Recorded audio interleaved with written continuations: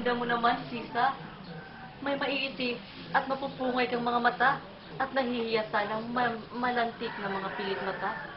Ang iyong ilong ay may mainam na hugis at iyong mga labi ay kabigha-bighani ang pagkaanyo. Ang iyong buhok ay malago at maitim at iyong mga kulay ay kayumangging kalagitnan. Salamat, Pedro.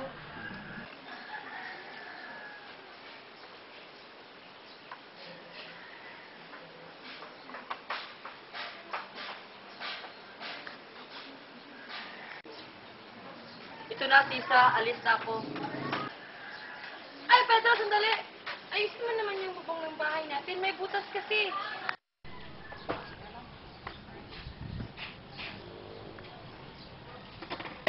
Hindi ko yan magagawa ngayon, Sisa.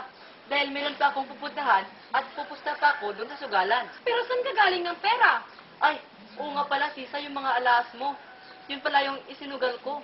Pero Pedro, yung mga alahas na yun ay para sa kabubuhay ng anak natin. Ba gusto mo palabasin na? Na wala akong karapatan sa mga alahas mo? Hindi naman sa ganun, Pedro. Pero, Kailangan ng paliwanag mo. Ang narinig ko, ayun na yun. Mag-asawa tayo, kaya kung ano ang nasa iyo, babae ka, ha? Bitching buhay to.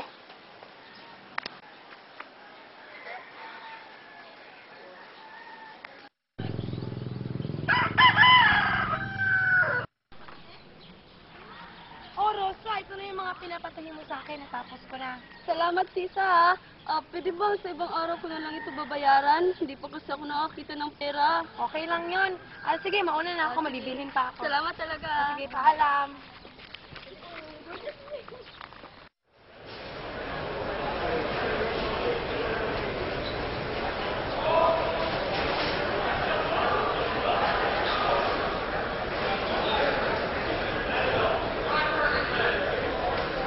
Aling Lelong, pabili po ng 10 isang tuyo.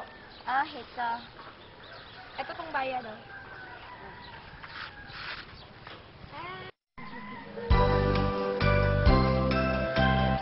Sisiriwan ng mga kangkong. Masarap itong ihalo sa ulam ng mga kayan.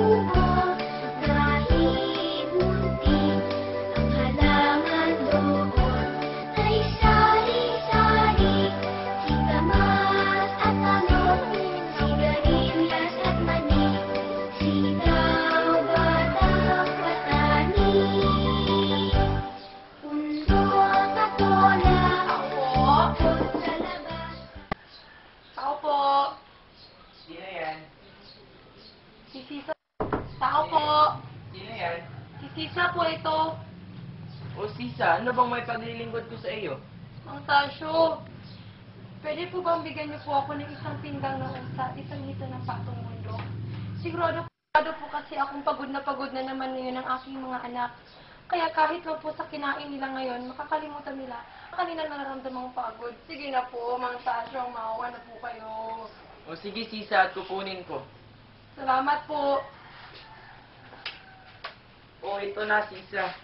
Salamat po, Mang Tasyo. Siguraduhin mo masasarapan ang iyong mga anak mapawi ang kanilang mga pagod. Salamat po.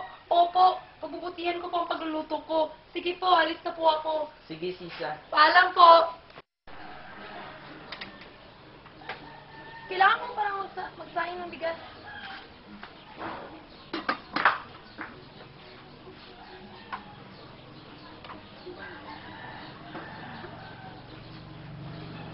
Oy, Sisa, may pagkain ba dyan? Uy, sarap nito. Tamang-tama. Gutom-gutom na ako. Magsasaing na lang ako ulit. At iihawin ko ang nalalabing tatong tuyo. Itim na aso.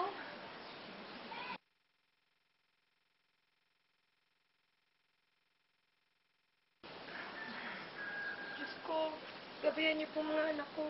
Layo niyo po sila sa kapahamakan. Lalo na po si Christine na may mahinang loob. Diyos ko. Inang! Buksan niyo po ang pinto, Inang! Inang! Buksan niyo po ako!